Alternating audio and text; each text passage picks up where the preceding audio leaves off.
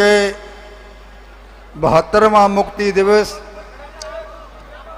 के उपलक्ष्य में एकत्र हुए मेरे भाई बहनों, माताओं, बच्चों, आपको इस शुभ दिन के लिए मैं मुबारकबाद देता हूं और शुभकामनाएं देता हूं। तो आज ये पंडाल में मेरे बहन भाई आए हुए, हमारे बावरिया समाज के लोग, बहनें, माताएं, तो बहुत मन खुश हो रहा है, बहुत खुशी हो रही है मन को, क्योंकि आज मेरे को 45 साल हो गए, 45 साल लगातार समाज के काम करते करते, लेकिन आज इतना बड़ा इकट्ठ दे करके मन खुश हो गया कि हमारे लोगों में, हमारे कबीलों में जागृति आई है। लेकिन आज मैं ये कहना चाहूँगा कि हमारे जो कबीले या बावरी समाज, पहली बात तो मैं ये कहूँगा कि हमको ये जानना है कि हम कौन हैं, क्या हैं, हमारा पिछोकड़ क्या है, आगे हमें क्या चाहिए। मैं ये कहना चाहूँगा कि हमारे जो कबीले हैं, खासकर बावरी समाज जो है, ना तो हम अनुसूचित जाति हैं, ना हम दलित हैं, ना हम शूद्र हैं। हम कौन हैं? राजपूत हैं, राजपूत।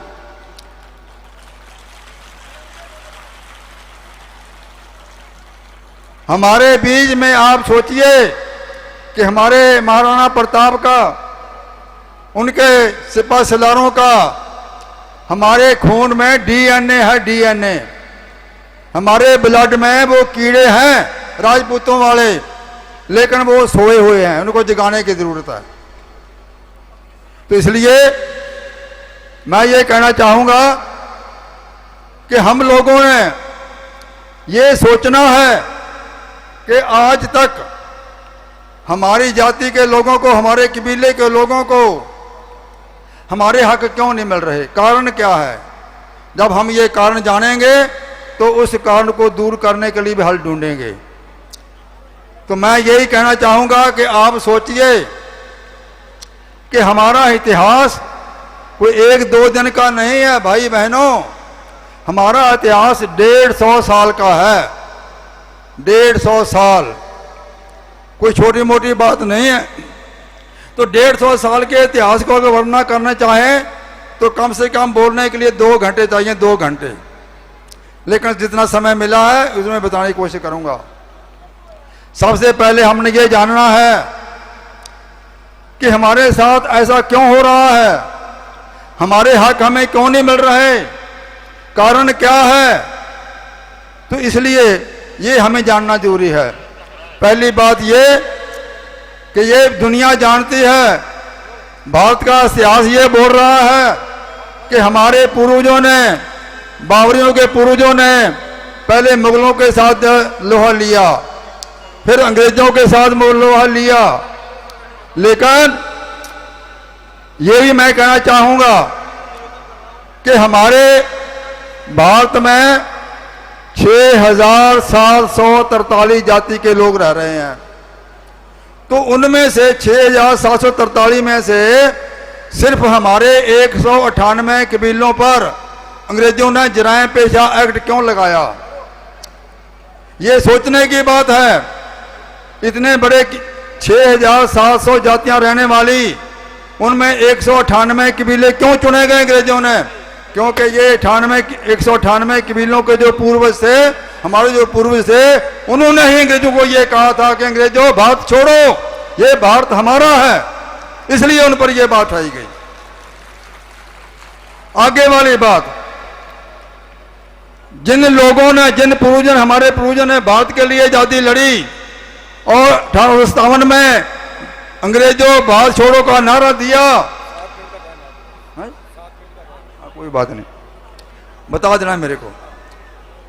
तो हम ये सोचना चाहते हैं और जानना चाहते हैं, आप लोग भी जानें कि जिन लोगों ने, हमारे पूर्वजों ने अंग्रेजों को ललकारा, मुगलों को ललकारा, आज उनके जो वंशज हैं, हम लोग जो हैं, हम आजाद नहीं हैं, हम गलियों में आज भी रुल रहे हैं।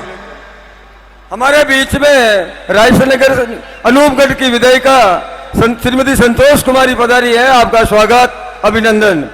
इसी बीच में एक मिनट, निकिता पार्षद डेगाना से हमारे बीच में पधारी है, नगर पालिका पार्षद निकिता, वो मंच पर सादर आमंत्रित। कुर्डया से लक्ष्मण जी भाटी राज्य स्तर से पूरे राजस्थान में शिक्षक सम्मान के चयनित हुए हैं, तो मैं लक्ष्मण राम जी भाटी से निवेदन करूंगा कि आप मंच पर पधारे। धन्यवाद। आगे भाषण जरूर। दीनाराम जी मंच पर पधारे। तो मेरे भाई बहनों, ध्यान से बात सुनिए।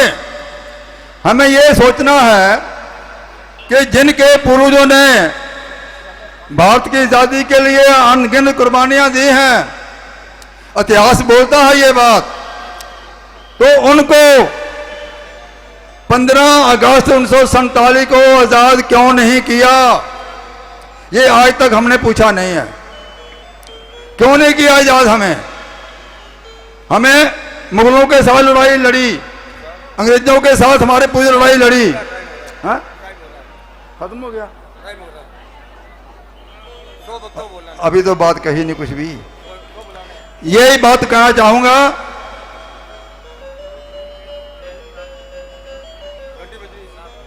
कि हमारे लोगों को, हमारे कबीलों को इन सरकारों से पूछना चाहते हैं कि अंग्रेजों को तो हम लड़े, लेकिन ये जो काले अंग्रेज हैं, इनका हमने क्या खेत उजाड़ा था, हमें आजाद क्यों नहीं किया? अगर हमें आजाद किया होता तो आज हम ऐसे गलियों में ना रुलते। दूसरी बात कि हम ट्राइबल हैं, जनजाति के लोग हैं, संविधान लागू करते वक्त हमको जनजाति क्यों नहीं बनाया? हमको शेड्यूल कास्ट में क्यों दर्ज किया गया? हमारे से दूसरा न्याय हुआ। तीसरी बात कि जब हमारे पास सरकार के पास एक इंक्वायरी कमेटी की रिपोर्ट आ गई थी 51 में, तो उस पर कार्रवाई क्यों नहीं करी? और 52 में जो इलेक्शन हुआ, उस इलेक्शन में हमको वंचित रखा गया। तो ये बातें सोचने की हैं भाइयों, बातें बहुत करने वाले, लेकिन समय जात नहीं दे रहा। मैं यही चाहूंगा कि हमको ये सोचना है कि हमें हमारे आगे बढ़ने में रुकावट कौन बन रहे हैं, कौन लोग हैं, वो उनको पहचानना है और उसका हल हमने सोचना है। अगर ये हम सोच लेंगे तो हमारे आने वाले बच्चे ये बिल्कुल आगे बढ़ेंगे।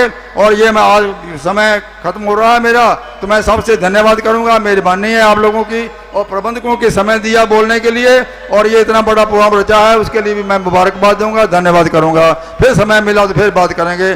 RS परमार, पंजाब से आया हूँ और 83 का उम्र मेरी, 83 साल उम्र है और 45 साल लगातार सेवा कर रहे हैं। लेकिन ये दुख की बात होती है कि हमें बात करने